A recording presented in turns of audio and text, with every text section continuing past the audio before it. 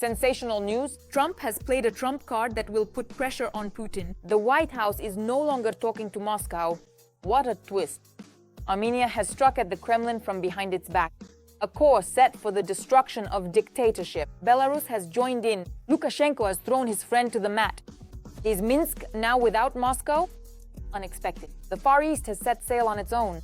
Now without the anchor in the form of the Russian Federation, everything is slipping out of Putin's hands. Crimea is next. All this and more in our episode of Hell Point. At last, the US is once again on Ukraine's side. The ice has broken. Shock Budapest without Putin. Trump canceled the meeting and exploded in anger. Sanctions immediately rained down on the Kremlin. Washington is on the edge. Even permission to strike deep into Russia is on the table. The Kremlin dictator has played himself into a corner. Trump will no longer tolerate deception. The White House is stoking the fire and, it seems, preparing a place in it for the dictator. In such a bizarre way. A way to finally cut Moscow off from air. More on this in the following report. The cancellation of the meeting in Budapest, permission to strike Russian territory with long-range British and French missiles, and sanctions against the two largest oil companies of the gas station country. Donald Trump has finally seen the light and decided to crush Putin. What is really happening in the White House? I've always felt that Putin wants everything, not just a part. I think he is now ready to negotiate. We don't want him to get it. As soon as the so-called cabinet gave the green light, the US Senate Foreign Relations Committee also became active. There, they supported 3 legislative initiatives aimed against Russia, which started the war in Ukraine. Among other things, this includes recognizing the Russian Federation as a state sponsor of terrorism and the use of frozen assets. However, even in the Senate, they admit that it is currently impossible to vote on these bills due to the government shutdown. Despite this, it seems that in just one day across the ocean, they have turned their backs on Putin. But as analysts claim, it's still too early to award Trump the Hero's Medal. Donald, as before, does not seek Ukraine's victory, but simply wants everything to end as quickly as possible along the current front line. So he can pin the badge of the great peacemaker on his lapel and shift all further problems onto the Europeans. And Trump continues to act according to his own logic. So, Ukraine wants peace. That's what it said. We stop at the line of demarcation, that's it. In other words, Ukraine is ready to take the simplest and fastest path to peace. Russia doesn't want it, so according to Trump's logic, pressure should be put on Russia, which in fact happened in the form of these very sanctions. At the same time, again following Trump's logic, if tomorrow the Russians say, okay, we are ready to negotiate a ceasefire, they will go to these negotiations and will be ready to lift some sanctions or offer other concessions. He hopes that through sanctions he will get through to Putin's common sense. So, they say, okay, we're losing, let's look for ways to get out of this situation. Trump, who thinks like a businessman, analysts say, has failed to take into account the main thing, the logic of Putin. The dictator doesn't care about the impoverishment of millions of Russians or the stagnation of the economy. He has his own priorities and he is not going to change them either under the stick or for the sake of a carrot. He lives for war, you understand? He doesn't care about the future of the Russian economy or oil prices. None of that bothers him in the slightest. There will always be money for the front, for the army, for recruiting soldiers. Money will be found and so will the soldiers themselves. Because they've been found for 3 years already, 4 years, and they'll keep being found. That's all he thinks about, and he probably believes that everything is going perfectly. And what will happen later when there's no more gasoline or something else runs out? They'll find gasoline for the tanks and everyone else will just have to walk. That's basically his entire logic. He doesn't feel sorry for anyone, not just Ukrainians. He doesn't even feel sorry for Russians. Why really should we care? Why should we imagine otherwise? So far, the only one to react to the demonstrative shift across the ocean has been the unhinged Dmitry Medvedev. Analysts assure that he's not worth reacting to at all. Meanwhile, not a word from any official sources. And even more incredibly, in Moscow, they'll pretend that everything is going according to plan. Obviously, for now, they don't have any kind of response. Medvedev is playing the role of the bad cop and is being rude to Trump. But, as we've already seen this year, Putin and Trump don't insult each other. They flatter each other, they just tease one another a bit. So I don't think Putin will make any radical statements or insult Trump and say that now they're enemies. Well, they'll just say that, so to speak, he got a bit carried away. We'll talk, we'll come to an agreement. I don't think we're going to see him come out, cry and say, that's it, I'm finished. I renounce power. I lost the war. New sanctions. They've crushed me. Can Vladimir Putin roll everything back? And will Trump fall for empty promises and stalling tactics? It's obvious to analysts that, unlike the meeting in Anchorage, the US president realized much faster that the long-awaited talk isn't going to happen. But it seems the pendulum has already swung. India and China, according to the media, will be forced to give up Russian black gold. A sensational twist, the collapse of imperial dreams has already begun. A blow the Kremlin did not foresee. Armenia is raising the white flag of friendship and breaking free from Moscow's grip. A 180-degree turn. Yerevan is tearing up old agreements, burning bridges, and announcing a new course toward Europe. The Caucasus is ablaze, it's hard to believe. Putin is furious, allies are fleeing one after another. What was the last straw for Armenia, and why could this break become the beginning of the end for the entire post-Soviet world? We'll talk about that in just a moment. The Armenian government will follow a pro-European course despite the fact that certain political forces insist on closer ties with Russia. This was stated by Armenian Foreign Minister Ararat Mirzoyan in an interview with Deutsche Welle. Quite a lot of time has already passed. It's already been quite a while. The situation between Azerbaijan and Armenia, I think, is moving in the right direction, the right path. And here, the negotiations are very serious. And already by the beginning of this year, a fundamental agreement had been reached on the main points of the peace agreement between Azerbaijan and Armenia. Mirzoyan also spoke about the negotiations with Azerbaijan and the start of determining the general position of the border between Armenia and Azerbaijan. The declaration, which also includes the version that was initialed, signifies an important development in the peace process.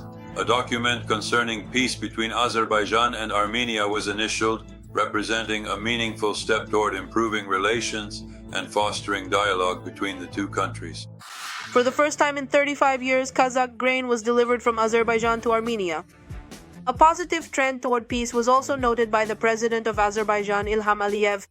Armenian Prime Minister Nikol Pashinyan assured that Armenia is technically ready to provide transit for freight trucks as early as today, through its own territory, from Turkey to Azerbaijan and in the opposite direction. And literally just yesterday, the main leader of Azerbaijan announced that Azerbaijan is opening up transit opportunities through its territory for Armenia.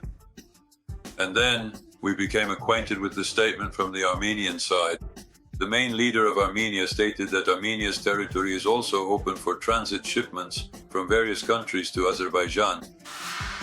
The head of the Armenian Ministry of Foreign Affairs refers to Russia as the main partner in the economy and trade. But at the same time, the politician points out that there were many issues on which Armenia and Russia reached an agreement. However, on many other issues, the countries have still not found common ground. Democracy is our choice. We are deepening our relations with the EU and with the US, that is, with our strategic partners. Cooperation with other countries is our sovereign choice, our decision. So either normal partners respect each other and each other's decisions, or this partnership needs to be renewed. According to Ararat Mirzoyan, even before submitting an official application and receiving a response from the European Union, Armenia has already begun working with it, significantly deepening bilateral relations. In addition, negotiations are underway regarding several new documents. Work on a new partnership program has been completed.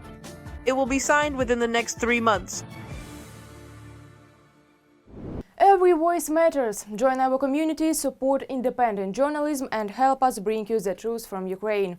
Become a member of Ukraine today. Join us now. Belarus has once again stunned the world. It abruptly changed course and seemed to slam on the brakes. For Lukashenko, Putin is no longer a brother. Now there is a cold distance between them. The West, it seems, has really backed Minsk into a corner. And now an unexpected twist. Belarus is suddenly talking about peace, seeking dialogue with Kyiv, and has even started praising the United States. Minsk is playing a dangerous game, baring its teeth. So to whose tune is Lukashenko really dancing? And whether this double game will prove fatal for him, we'll find out. At this very moment in time, right now, we are experiencing the present as it unfolds before us. Lukashenko is desperately trying to sit on two chairs at once. Vladimir Alexandrovich needs to calm down. There's a good offer on the table. For a long time, he was considered one of Putin's most loyal allies. Suddenly, he began to show openness to contacts. In collaboration with the United States of America, working together to achieve shared goals and strengthen the partnership between both countries. Journalists write that he is looking for a way out of the isolation into which Putin has drawn him. So he intensified contacts with the European Union. Washington, despite the European Union, began engaging with Belarus, sending several delegations to Minsk this year. They were negotiating with the Americans. Minsk was taking advantage of the open window of opportunity. Lukashenko eagerly tried to regain at least some trust from the Americans. Putin's staunch ally started praising Trump. Trump deserved that Nobel Prize. It should have been given to him. Trump has done quite a lot for the world. In September, he had a phone conversation with Donald Trump and even called him a respected leader. Naturally, the cunning and non-Belarusian dictator hoped to achieve at least a partial lifting of Western sanctions. The only exception is with the president of Iran, that the sanctions, this is a time of opportunity. For us, it is very important not to miss this moment. Lukashenko understands that Iran and Africa are not helpful and Putin's money is running out. Lukashenko has signaled that he is ready to talk with Volodymyr Zelensky. Our position is that it is necessary to meet and, even in this more difficult situation, to find consensus. This work is also ongoing. Of course, a lot depends on this. In the Belarusian language, for example, diplomats have reportedly been actively holding a series of meetings with European representatives in recent weeks. In Brussels, this gesture was seen as an attempt by Lukashenko to climb out of the sanctions pit and return to international trade. Let's try to work out a comprehensive and far-reaching global deal, as Mr. Trump himself likes to say, a truly big deal. That's what he calls it. Journalists report that it is Yuri Ambrazovich, appointed as Belarus's ambassador to the Vatican, who is actually coordinating Minsk's contacts with Western Europe. He conveyed a message to European diplomats that Belarus seeks to break out of political isolation, and supposedly it is ready to play the role of mediator between Russia and Ukraine. That's why for us, a sovereign, independent Ukraine is a major central issue. It should be peaceful, not create any problems or threats for anyone, and develop as an independent state. We support this, we support peace, and in this regard, we are ready to work. Belarus, as a close ally of Russia in resolving the Ukrainian crisis and in building the regional security architecture, is, as I have already said, assigned a certain role. The Americans have noticed us in this process. Europe is reacting cautiously to Belarusian Lukashenko's convulsions, knowing that the mustachioed one likes to play a double game. Action needs to be taken because, no matter what, Russia is advancing on the front. I state this accordingly, since I observe it every day, in fact, and this could lead to losses for Ukraine as a state. European diplomats acknowledge that Minsk is trying to demonstrate independence from Moscow, but most believe that Lukashenko does not have real independence. Recently, the Belarusian authorities once again arrested several opposition members, and at the same time it held joint military exercises with Russia. We are not trying to conquer anyone because we know we can't conquer anyone. We understand this perfectly well. There are strong states around us, but there is also an unpleasant threat. We are always ready to strike if someone sets foot on our land. For show, they allegedly invited American soldiers to the West 2025 exercise.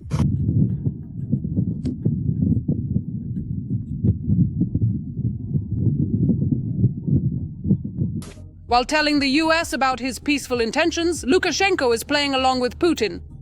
For example, by proposing to build a nuclear power plant in eastern Belarus to supply electricity to the Ukrainian territories temporarily occupied by the Kremlin. And if a decision is made, we will immediately start building a new power unit or a new plant. If such a need arises, it will be built in Western Russia and in the liberated region. This government believes so. The issue of funding does not arise at all. Lukashenko is like a seasoned card sharp. He flirts with the West without letting go of the Kremlin's hand that feeds him. You said that the Americans asked you to pass a message to Moscow. Is there anything like that this time? Well, I will pass on all the messages and communications to him tomorrow. Such diplomatic maneuvers by Minsk, attempting to please both sides at the same time, usually end with one of the chairs unfortunately breaking. Incredibly, the Far East is slowly slipping out of the Kremlin's control. Moscow is preoccupied with the war, while China and North Korea are quietly and confidently filling the vacuum. Beijing is pouring in billions, while Pyongyang is resettling people en masse. The region is turning into a foreign sphere of influence right before our eyes. For Putin, is this a defeat or the dictator's cold-blooded plan? All the details in the report. Coming up. Russia is losing the Far East. Not officially, but in reality. The Far East, without any exaggeration, has become the most important factor in strengthening Russia's position in the world, our flagship in the new global economic reality. While the Kremlin is preoccupied with war, the region is quietly being divided by its neighbors, China and North Korea. I would call it a creeping takeover, a creeping migration. For now, control over the Far East remains in Moscow's hands, but there are more and more Chinese people there, and they are playing an increasingly significant role in the economy. But as they say, today they play a big role in the economy, and tomorrow they'll play a big role in politics. Over $1 trillion rubles in investments from China. It sounds like aid. But all of this revolves around trade, not the development of the region. That's why in China it's necessary to use Russian resources at a lower cost. And accordingly, they will have that opportunity. And so I think that the economic dependence of these regions on China will only continue to grow. Also, the Chinese have long ceased to be guests in Russia. The Far East is simply not needed. It should be given away to the Chinese. They want to give it away so much, they'll actually do it too. The Chinese can definitely come in and that's it. No one here will resist anymore. There will be no one to resist and nothing to resist with. According to various estimates, up to 2 million Chinese live from Vladivostok to the Urals. This is called settling these territories with Chinese people and in various forms. This includes both migrants themselves as well as mixed marriages from which children are born. And accordingly, this influence is getting stronger and stronger. These regions are becoming increasingly connected to China. Now, about North Korea. In the Far East, just in the past year, more than 15,000 North Koreans have officially arrived, and unofficially up to 50,000. And that's not the limit yet. Another 153,000 new labor contracts have already been ordered.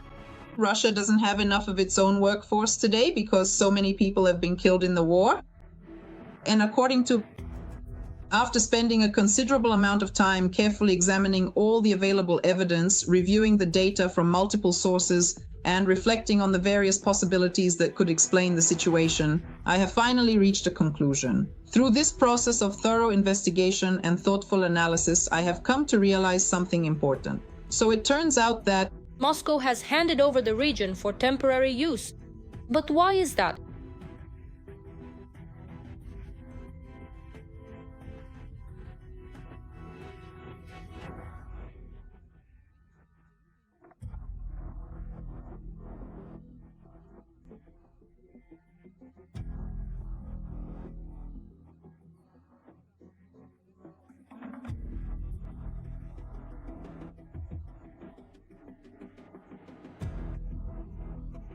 Hey, and the longer the Kremlin turns a blind eye, the more important the question becomes. Who is really in control of the Far East? In reality today, of course, Russia is a vassal of China, which China, in this context, primarily utilizes to put pressure on Europe. We understand that, of course, there is no global confrontation happening. Not between Russia and NATO, but between China and the US, China and Europe. But what do you mean by that? Could you please explain a bit more, as I am not sure I fully understand what you are trying to say? Comes next. Can the Far East still return to real control by Moscow? Or on the contrary, will the influence of China and North Korea only? Will this trend, which has shown consistent growth up to now, continue to expand in the future? Or is there a possibility that its progress might slow down or even come to a halt? Or is it enough to have, let's say, today full economic control and tomorrow that will become total control, political control? It seems that while Putin is focused on seizing foreign territories, he is gradually losing his own. And ironically, these territories are being taken not even by enemies, but by the Kremlin's allies. Crimea is on the horizon, a storm of retribution from the Ukrainian armed forces. Our forces are working precisely and mercilessly. Explosions are echoing one after another. Oil depots are burning, warehouses are detonating, airfields, everything is on the list. The Crimean bridge is in the crosshairs. Very soon, a swarm of drones will shatter the Kremlin's pomp, the grandeur of the Kremlin. And that's not all. Darkness has covered the peninsula. There is no electricity, gasoline has disappeared, and the local authorities are in a panic. Russian soldiers in chaos are hitting their own positions. So, is this the beginning of the end of the empire in Crimea? The answer is in the report right now. After a hard, long, arduous, and exhausting journey, Crimea and Sevastopol are returning to their native harbor. And that harbor is Ukraine. Crimea is being cut off from the Russian Federation, and the collapse of the Crimean bridge is just a matter of time, according to Western publications. There is already a total fuel crisis on the peninsula. Some areas have been left without electricity. There isn't enough air defense even for the most important sites, and the remaining air defense units in their confusion are now shooting down their own planes. We have to state that, as a military base, Crimea is becoming more and more inconvenient for Russia. Well, because there's no water. Yes, the last few days have marked a new reality of life on the peninsula. The key event was a series of strikes in the Fardiske area, where after precise hits, the largest oil depot in the region caught fire. According to locals, the burning depot in Havardiske could be seen from the outskirts of Simferopol, with the glow visible for many kilometers. In Vardiska, there was a strike not only on the oil depot, but also on the military airfield, as well as on the Russian garrison station there. According to information circulating online, it is reported that an ammunition depot on the garrison's territory was also hit. In addition, the oil depot near Feodosia has also partially ceased operations. This is the result of several attacks. Just this month, 11 fuel tanks were completely destroyed, as confirmed by satellite images. There's a very important story about the Feodosia oil depot. What is it? It's that it didn't just burn down on its own, but it burned down with the fuel inside, which was stored in those tanks. And that will be very difficult to replace. It's unclear what exactly was there, diesel or gasoline. But if it was gasoline, which is most likely at least partially the case, then this means that the losses are significant. This week, the losses in occupied Crimea will be significantly higher than they were the week before. So we wait. At the same time, each such strike is notable for the fact that it's practically impossible to extinguish the fire, experts say. The burning fuel spreads across the facility, causing neighboring tanks to catch fire as well. And yes, the fire can go on for days. The smoke from Feodosia covers almost the entire eastern part of Crimea. They say the flames can be seen from 30 and in some places even 50 kilometers away. They say everything's burning down to the ground. The facility needs to be shut down. This is a recommendation for the occupation authorities in Crimea, who have also confirmed that there will be no gasoline. There will be no diesel either, the local authorities add. Yes, since the beginning of the week, diesel fuel has also disappeared in Crimea, local activists report. Given the current state of affairs, the promises of the occupation head of Crimea, Sergei Aksionov, to stabilize the fuel supply situation are simply unfulfilled, added Z propagandist Alexander Serhiev.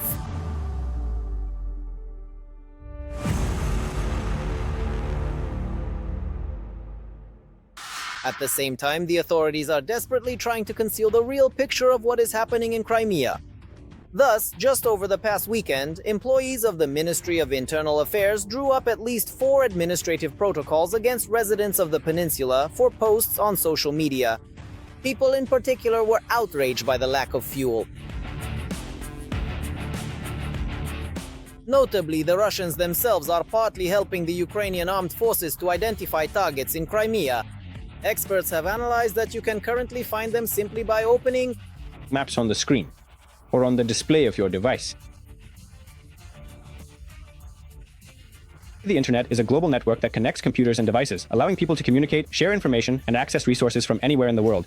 It is used for browsing websites, sending emails, and participating in social media. The internet has become an essential part of modern life, making it easier for individuals and communities to connect, learn, and work together. There are certainly military facilities on Yandex Maps. Another factor contributing to the regular strikes in Crimea is the work of the defense forces targeting Russian air defense facilities on the peninsula. For example, recently the main intelligence directorate managed to hit the occupiers' latest radar system. We're talking about the Valde system, which was developed to detect small-sized drones.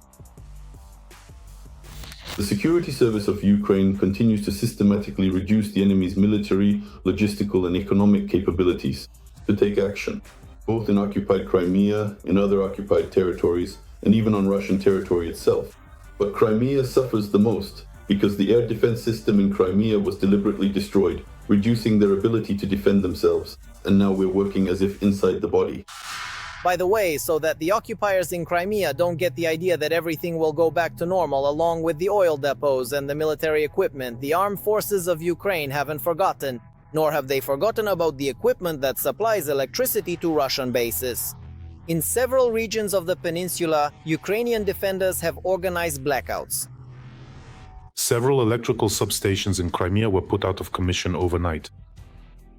In particular, the main electrical substation in Jankoy, or Jankongi as we used to call it in Crimea. That's why power outage schedules are now being introduced, blackouts for both the people and for Putin. Right here.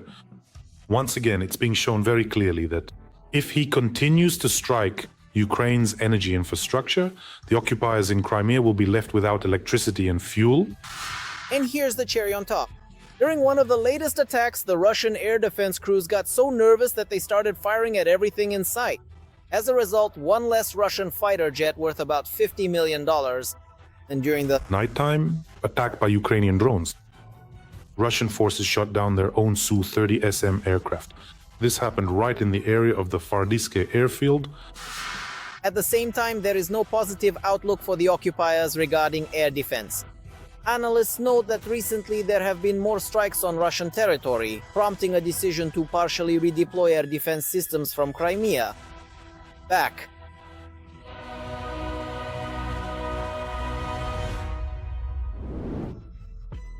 This was me, Darina Hatsakalo. Even more scorching news awaits you in our next episode. And in the meantime, don't forget to subscribe and leave a like. See you!